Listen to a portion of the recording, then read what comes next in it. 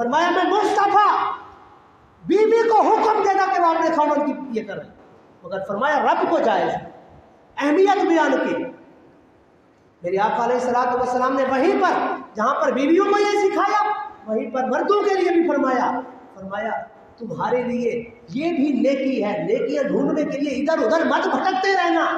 یہ بھی نیکی ہے اگر تم پیار سے اپنے ہاتھ سے نوالا اپنی بیوی کو دے دو گے، یہ بھی تمہارے لیے بڑی نیکی ہے۔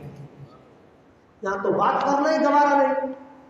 کوئی کسی کو کیسے نیچا دکھا رہا ہے، کوئی کسی کو کیسے نیچا دکھا رہا ہے، اللہ تعالیٰ پناہ دے۔ اسی لیے ہمارے لیے تو اسوہ حسنہ رسول اللہ کی ذات ہے، اس کو سامنے رکھتے ہوئے اگر ہم اپنے مسائل کو حل کریں سارے مسائل حل ہو جاتے ہیں۔ مگر یہ جو انا کے جو بت پال رکھے ہیں نا میں بس یہی میں جو ہے کسی نے شیطانوں کو بروا دیا تھا، اتنا بڑا عابد عبادت کرنے والا، ہر چپے چپے کی عبادت کرنے والا۔ رب نے فرمایا آدم کو سجدہ کرنا کہتا رب میں کی اور گیا،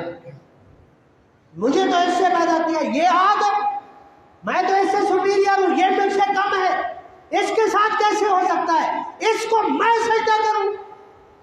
رب نے فرمایا تیری تو بات ہی نہیں ہے، حکم تو میں رب دے رہا ہوں، تو مخلوق ہے، میرا حکم ماننا ہے تمہیں،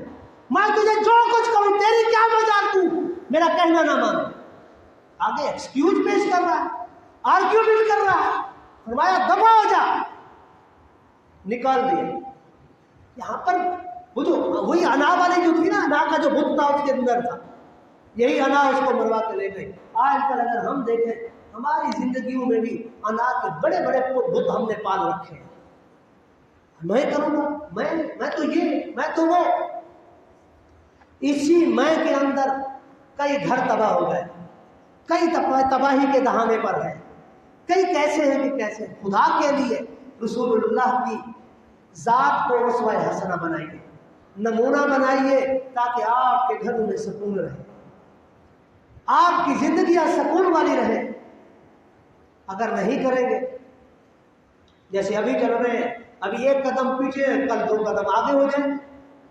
ابھی اگر بچے ہوئے تو کل گر جائیں گے اس گڑھے کے اندر۔ نہیں، اللہ تبارک و تعالیٰ سے دعا ہے مالک و مولا خالق کائنات ہم سب کو